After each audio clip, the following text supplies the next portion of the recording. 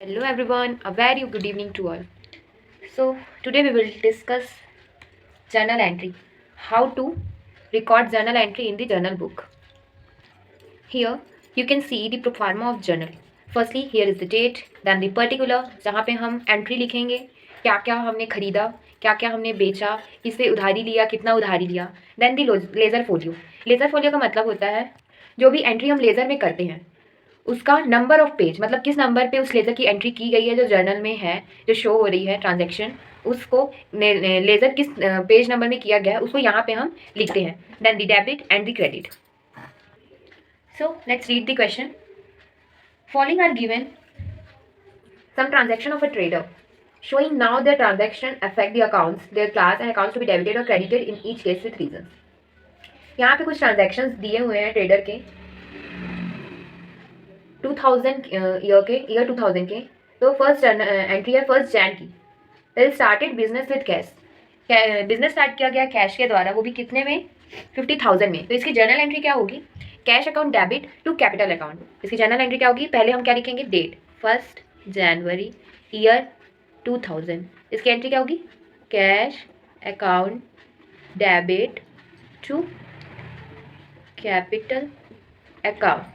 कितना अमाउंट है, 50,000. अब ये एंट्री हमने क्यों की, क्योंकि यहाँ पे बिजनेस में कैश आ रहा है. कैश क्या हमारा रियल अकाउंट है, क्या है, रियल अकाउंट. हमने पहले रूल में पढ़ा था रियल अकाउंट में जब भी कुछ बिजनेस के अंदर आता है तो वो डेबिट होता है और जब भी कुछ बिजनेस के बाहर जाता है वो क्रेडिट होता है. तो कैश हमारा बिजनेस में आ रहा है, रियल अकाउंट है, तो cash account debit to capital account. Capital account क्या है, पर्सनल अकाउंट है. क्या है, पर्सनल अकाउंट है. और कैपिटल अकाउंट क्रेडिट कैसे है, तो ये जो बिजनेसमैन है वो बिजनेस को पैसा दे रहा है. The receiver is the debit and the giver is the credit. हमने रूल में पढ़ा था. तो इसका नरेशन फिर क्या बनेगा, being business started with cash. अगर आप लोगों ने ये नरेशन नहीं लिखा तो आप लोगों का इसका 1 मार्क्स कट सकता है, इसलिए बी केयरफुल, आप अपना नरेशन लिखना ना भूलें. Now next entry. Next entry कब की है, 2 जनवरी की. कब की है, 2 जनवरी. ईयर सिर्फ एक ही बार लिखा जाता है और जब जब ट्रांजैक्शन होते जाते हैं तो डेट वाइज उसको रिकॉर्ड किया जाता है जर्नल एंट्री में. नाउ 2 जनवरी की ट्रांजैक्शन क्या है, क्या बोलता है, bought goods for cash. Goods लिया गया कैश के बिहाफ पे. तो इसकी एंट्री क्या होगी, गुड्स हमारे पास आ रहा है तो what comes in, goods comes in, मतलब कि गुड्स अकाउंट डेबिट. और किसके बदले पे आ रहा है, हम उसके बदले पे क्या दे रहे हैं, तो कैश अकाउंट, कैश दे रहे हैं. तो क्रेडिट क्या हो जाएगा, cash account, goods account debit to cash account, goods account debit to cash account.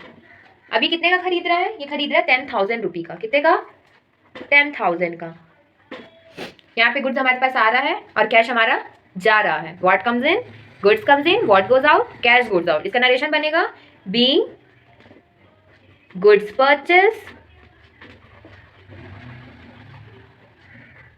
From cash. Now the third entry.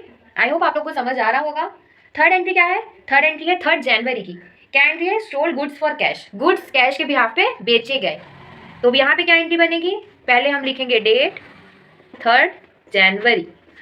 इसकी एंट्री क्या बनेगी, गुड्स को बेचा गया, मतलब गुड्स जा रहा है और किसके बिहाफ पे बेचा गया, कैश के बिहाफ पे. तो कैश आ रहा है, इट मीन्स कि cash account debit to sales account. यहाँ पे हम बेच रहे हैं तो गुड्स को सेल कर रहे हैं और क्या मिल रहा है हमको, कैश मिल रहा है. तो cash account debit to sales account. और हम ये भी लिख सकते हैं टू गुड्स अकाउंट, हम ये भी लिख सकते हैं. और यहाँ पे हम गुड्स की जगह परचेज अकाउंट भी लिख सकते हैं. ओके. इसका नरेशन, ये कितने में बेचा जा रहा है, 2000. इसका नरेशन क्या बनेगा, being goods sold for cash, being goods sold for cash. तो इसकी एंट्री क्या बन गई, cash account debit to sales account. अब नेक्स्ट एंट्री किसकी है, 6 की. 6 जनवरी. यहाँ पे एंट्री बोल रही है परचेज गुड्स फ्रॉम राम, वो भी 1500 का. गुड्स राम से खरीदा गया, मतलब कि क्रेडिट एंट्री. यहाँ पे कैश का कोई लेन देन नहीं हुआ है, यहाँ पे सीधा राम से गुड्स खरीदा गया है 1500 रुपये का. तो यहाँ पे क्या आएगा, goods account debit to Ram. Goods हमारे पास आ रहा है और हमें देने वाला कौन है, द गिवर कौन है, राम है. तो क्या एंट्री होगी, गुड्स अकाउंट डेबिट टू रा 1500। इसका नरेशन क्या बनेगा? Being goods credited from Ram, being goods purchased from Ram, being goods purchased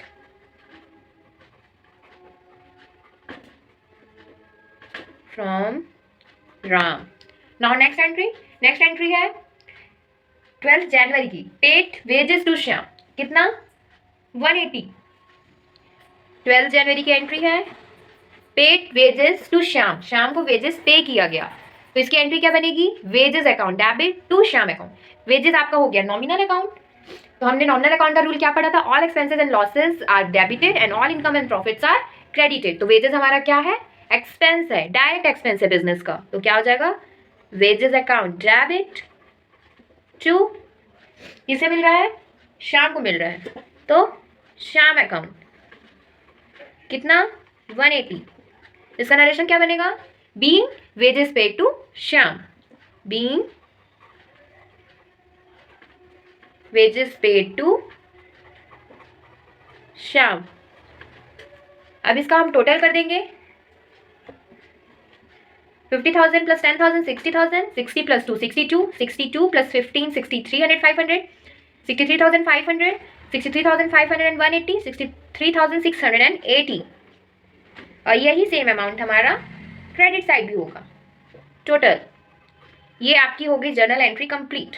I hope आप सबको ये एंट्री समझ आई हो। Thank you, have a nice day.